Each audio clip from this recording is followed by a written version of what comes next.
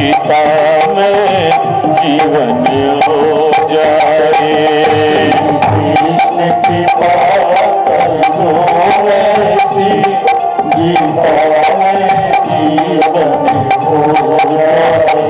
कर्म भक्ति ज्ञान की त्रिवेणी में तन मन बुद्धि पावन हो जाए।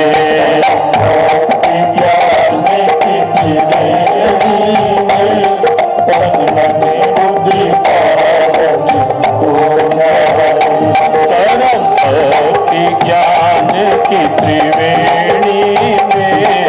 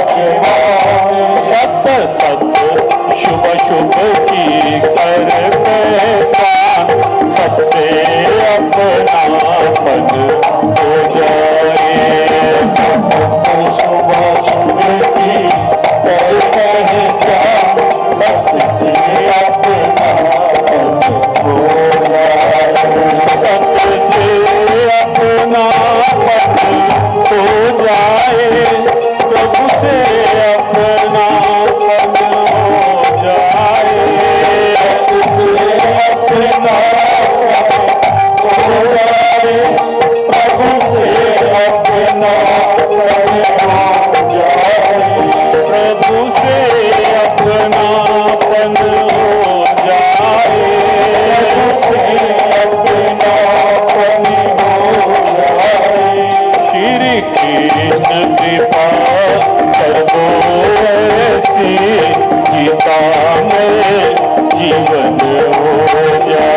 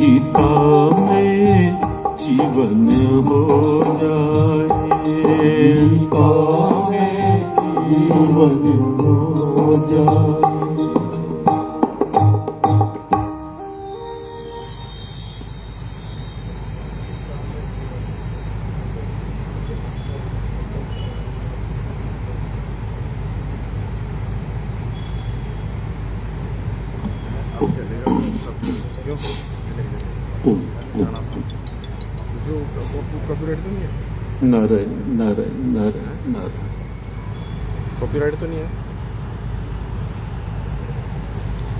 परमाराध्य प्रभु की पावन अनुकंपा कृपा,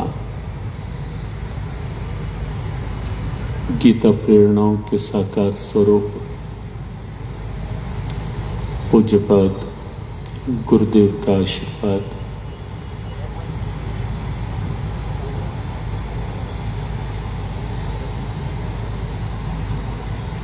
श्री कृष्ण कृपा जीव गीता परिवार करनाल का सौजन्य, आप सबका स्नेह सद्भाव जो करनाल की इस ऐतिहासिक धार्मिक नगरी में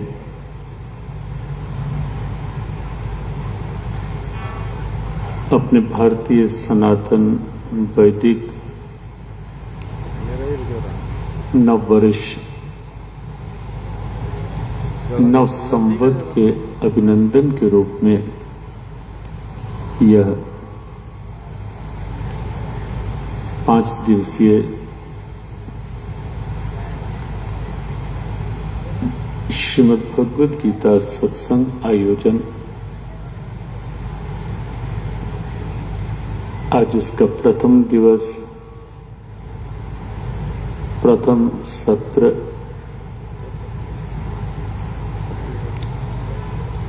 आराध्य चरणों में नमन, गुरु चरणों में वंदन, अपनी मातृधारा भारत भूमि के कण कण को नमन,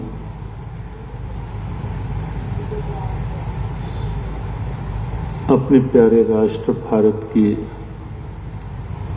समस्त परंपराओं को नमन, अवतार परंपरा, त्योहार परंपरा, तीर्थ परंपरा, ऋषि परंपरा, गुरु परंपरा, संत परंपरा,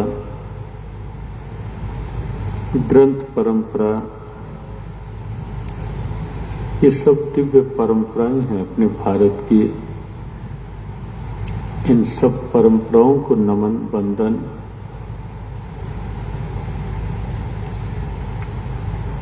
आप सबके भीतर विराजित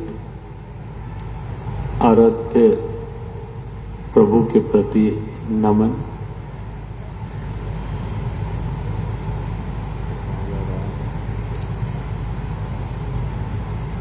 पांच दिन तक का ये संयोग, 4 दिन श्रीमद् भगवद गीता भाव सत्संग के,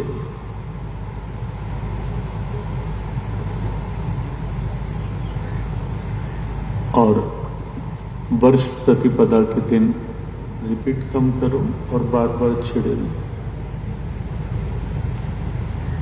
वर्ष प्रतिपदा के दिन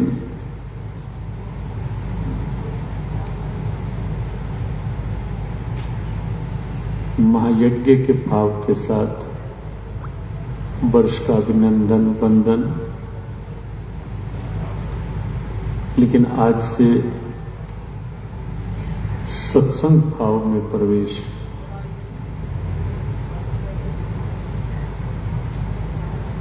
मंच पर हमारे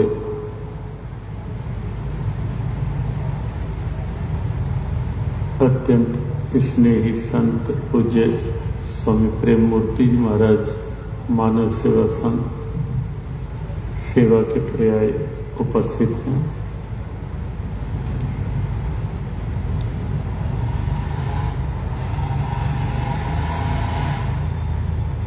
मनुष्य जीवन निश्चित और निस्संदेह दुर्लभ है। रिपीट कम करो।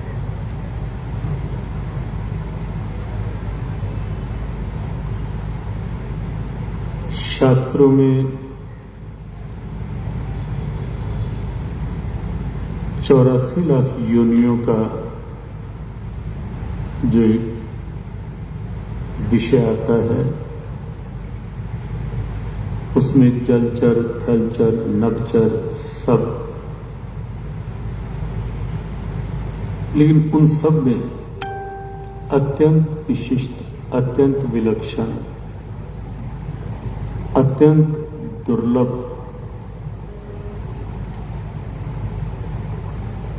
मनुष्य जीवन,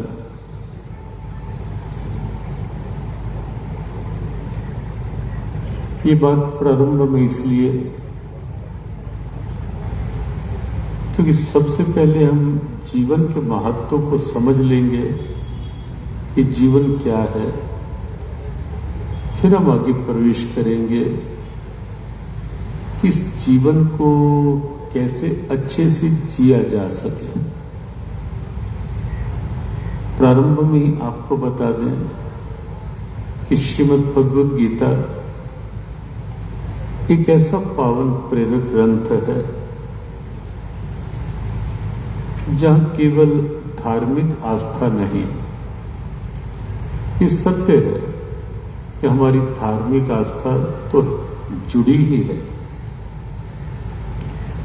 हो भी क्यों ना, क्योंकि स्वयं साक्षात हमारे प्यारे प्रभु के श्रीमुख से प्रकट ये दिव्य वाणी है श्रीमद् भगवद गीता।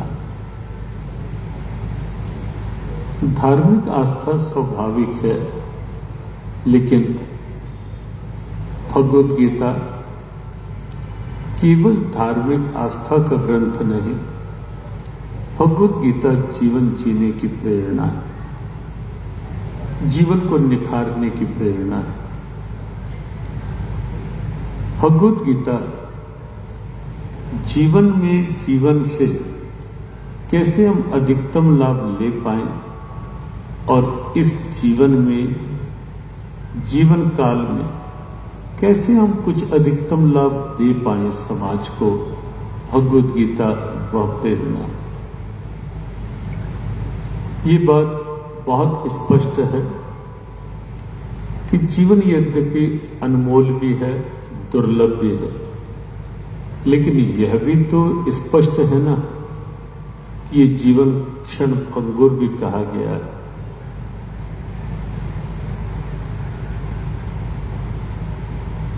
कब कौन सा क्षण जीवन का अंतिम क्षण बने ये भी निश्चित नहीं। कितने उदाहरण हम सब प्राय देखते रहते, सामने आते हैं और सुनकर अचंभित भी हम होते हैं कि अच्छा, अभी तो वो मिला था, अभी ऐसा हो गया। बहुत से उदाहरण। और यदि हम कुछ वर्ष का अतीत देखें तो आपको लगेगा कि कितने ऐसे चेहरे जो हमारे सुपरिचित थे, कितने ऐसे चेहरे जो कहीं ना कहीं नगर का, क्षेत्र का एक सम्मान भी थे, पहचान भी थे, स्वाभिमान भी थे, वो अब नहीं है। एक प्रवाह चल रहा है और सबको उसी प्रवाह के साथ चलना है। कुछ चीजें ऐसी हैं जहां कोई भेदभाव नहीं, प्रकृति के नियमों में कोई भेदभाव नहीं। परमात्मा की बनाई सृष्टि परमात्मा की दृष्टि से देखेंगे तो आपको लगेगा कि वहां कोई भेदभाव नहीं। भेदभाव कहीं ना कहीं हमारी सोच के साथ जुड़ता है। भेदभाव हमारी वृत्तियों में से पनपता है। परमात्मा श्री कृष्ण भगवद गीता में बहुत स्पष्ट कहते हैं, अर्जुन मेरे लिए सब बराबर है और मैं सबके लिए बराबर हूं। समोहम सर्वभूतेषु नामेद्वेष्यो अस्ति न प्रियः। मेरे लिए सब समान है, कोई बड़ा छोटा मेरी दृष्टि में नहीं है पार्थ, कोई ऊंच नीच मेरे लिए नहीं है पार्थ, कोई नगरवासी, ग्रामवासी, वनवासी का भेद मेरे लिए नहीं है अर्जुन, सब मेरे हैं, मैं सबका हूं। और ऐसा संकेत भगवद गीता में कई बार आया है, कई प्रसंगों में आया है, जहां भगवान ने कहा सब मेरे हैं, मैं सबका हूं, सब मेरे लिए बराबर हैं, मैं सबके लिए बराबर हूं। मेरी चेतना कहीं भेदभाव नहीं रखती पार्थ, यहां तक केवल मनुष्य नहीं, प्राणी मात्र में मेरी चेतना समान रूप से, मेरी शक्ति एक ही जैसी सबके साथ जुड़ी हुई है। तो जहां तक प्रकृति के नियमों का प्रश्न है, वहां भी सबके लिए एक जैसे नियम है। सृष्टि के नियम सबके लिए एक जैसे हैं और उस नियमों के उन क्रम में आप देखेंगे शरीर की अवस्थाएं, भगवत गीता ने कहा देहनोऽस्मिन् यथा देहे कौमारम यौवनम जरा तथा देहांतर प्राप्तिर धीरज तत्र न मुह्यते। भगवान ने कहा पार्थ, ये जन्म लेना शिशु का, बढ़ना, बचपन का आना, बचपन के बाद देहावस्था, फिर प्रौढ़ावस्था में शरीर की स्थिति बदल जाना, फिर वृद्धावस्था आ जाना और उसके बाद पार्थ देहांतर प्राप्ति, देह का परिवर्तन अर्थात शरीर की मृत्यु का आ जाना। ये सब नियम ऐसे हैं जहां कोई भेदभाव नहीं, जहां ऐसा नहीं है कि कोई धनाढ्य होगा तो वो अपने धन बल से जवानी को जवानी के रूप में रोक लेगा, बुढ़ापा नहीं आने देगा, ऐसा तो नहीं दिखता ना।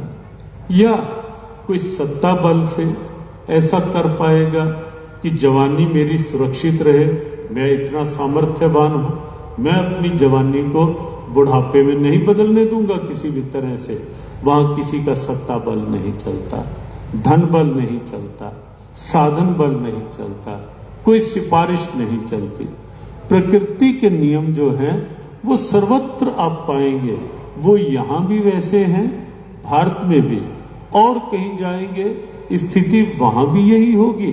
बचपन के बाद जवानी, प्रौढ़ावस्था, वृद्धावस्था, ये सर्वत्र नियमों का क्रम है और फिर एक दिन शरीर का लुप्त होना, मृत्यु शरीर की जो कहलाती है वह स्थिति, वह सर्वत्र है, सबके लिए एक जैसी है, कोई भेदभाव नहीं। भगवत गीता का ये भाव है प्रेरणा की दृष्टि से कि इससे पहले कि परिवर्तनों का ये क्रम चले कि जवानी बुढ़ापे में बदले, उससे पहले ए युवान अपनी जवानी को आदर्श बना ले, अपनी जवानी के सामने कोई अच्छा आदर्श रख ले, अच्छे से जवानी का सदुपयोग करो। और हम सब जानते हैं, देखो जवानी अर्जुन की भी थी और यौवन दुर्योधन का भी था। दो पात्र आप प्रारंभ में ही गीता जी में देखेंगे। अर्जुन के साथ भी जवानी यौवन था और दुर्योधन के साथ भी था यौवन। वहां गीता का उपदेश साथ था। वह जवानी कैसी थी अर्जुन की और दुर्योधन की जवानी कैसी थी, बस गीता का संदेश ये अंतर दिखाता है कि दुर्योधन की जवानी, दुर्योधन का यौवन दुर्योधन के साथ साथ पूरे कौरव कुल के पतन का, संहार का कारण बन गया और अर्जुन की जवानी उस उच्चता को पा गई जहां अर्जुन एक अमर प्रेरणा बन गया और जहां अर्जुन ने कुरुक्षेत्र की धर्म धरा पर अपने आदर्शों के बल पर, अपने मूल्यों के बल पर, अपने आचरण के बल पर, अपने भाव, स्वभाव और सद्भाव के बल पर स्वयं ब्रह्म सत्ता को, परमात्मा को, श्री कृष्ण को रथ का सारथी बनकर घोड़े हाँकने के लिए विवश कर दिया। वह जवानी अर्जुन की जवानी एक शाश्वत प्रेरणा, एक अमर प्रेरणा बन गई। तो अंतर आप देखेंगे, गीता का उपदेश क्या काम करता है। हम इन 4 दिनों के सत्संग में हम ऐसी ही कुछ प्रेरणा ढूंढेंगे जो यौवन को एक आदर्श प्रेरणा बना दे, जो जीवन को एक अच्छा जीवन बना दे। देखो जीवन वही है, यदि सत्संग का भाव मिल गया तो अच्छे संकल्प हम सब ने जगा लिए, इस जीवन में जीवन से बहुत कुछ हो सकता है, बहुत कुछ हो सकता है। और ये जीवन केवल जीवन काल में नहीं, ये जीवन पश्चात में भी एक युग युगांत की अच्छी अमर प्रेरणा बन सकता है। बना ही है। स्वामी विवेकानंद को हम कैसे भूल सकते हैं। लगभग 165 वर्ष पुरानी बात है। लेकिन आप देखें, आज भी स्वामी विवेकानंद जीवित हैं। ऐसा नहीं होता कि कहीं शरीर में अंतर था। शरीर के 5 तत्व बिल्कुल वही के वही है जो हमारे शरीर में, जिनसे हमारा शरीर बना। महापुरुषों का शरीर भी उन्हीं से बना। जिन तत्वों से अर्जुन का शरीर बना, तत्व दुर्योधन के शरीर के भी वही 5 के 5 थे। विवेकानंद जी के भी शरीर के तत्व वही 5 के 5 थे। और यही नहीं, आत्मा की चेतना अर्जुन में भी वही थी और दुर्योधन में भी वही थी। तो अंतर कहां कि दुर्योधन ऐसी स्थिति में आ गया कि जहां कोई दोबारा नाम लेने को तैयार नहीं, नाम रखने को तैयार नहीं दुर्योधन, और अर्जुन एक अमर प्रेरणा बन गया, एक आदर्श बन गया अर्जुन। तो वो क्या अंतर है और हम उस अंतर को कैसे समझ सकते हैं? भगवत गीता की प्रेरणाओं के रूप में हम वो भाव निकालने का प्रयास करेंगे इन दिनों, क्योंकि गीता कोई कथा का के भाव नहीं है। गीता जी ने श्रीमद् भागवत कथा, श्री राम कथा, वहां कथाओं का एक क्रम है। यद्यपि ये ग्रंथ भी हमारे पूजनीय ग्रंथ हैं, भागवत हो, रामायण हो, और उनमें कथाओं का एक बड़ा रसीला क्रम हो, वो भी प्रेरणादायक है। लेकिन भगवत गीता में आप पाएंगे कोई कथाओं का क्रम नहीं। गीता एक दर्शन है, अपने आप में एक दर्पण भी है। दर्पण वो होता है जिसमें हम अपने आप को देख करके ये देख लेते हैं कहां कमी है। गीता ऐसा दर्पण है जो हमारे अंदर को दिखा देता है कि कमी कहां है, क्यों नहीं शांति मिल रही, क्यों तनाव बने हुए, क्यों सब कुछ है, धन है, वैभव है, सब प्रकार के सुख सुविधाओं के साधन हैं, लेकिन तो भी मन अशांत क्यों रहता है, मन टेंशन में क्यों बना रहता है, ये स्ट्रेस कहां से आ जाता है, क्यों ऐसी स्थितियां बन जाती हैं कि अंदर ईर्ष्या द्वेष भर जाते हैं। गीता वो दर्पण है जो हमारे सामने ये वास्तविकता रख देगा कि अशांत क्यों है मन और शांत कैसे हो सकता है मन, कैसे चिंताओं से मुक्त होकर हम जीवन को जी सकते हैं। गीता कुछ ऐसी प्रेरणाओं का ग्रंथ है और इसीलिए कहा कि गीता एक दर्पण है। प्रयास रहेगा 4 दिनों में बड़े सरल से भाव के साथ, क्योंकि जीवन के उदाहरणों के साथ हम ऐसे कम से कम अपने आप के लिए तो शांति सुनिश्चित कर लें, समाज को कितना सुख दे पाए, कितनी राहत दे पाए इस जीवन से, वो तो एक बात की बात है ना। लेकिन पहले मैं स्वयं कैसे प्रसन्न रह पाऊं, और ये बात तो आप सब समझते ही हैं, जानते भी हैं और मानेंगे भी कि जीवन में शांति तो सबको चाहिए। ऐसा तो कोई नहीं है ना जो ये कहे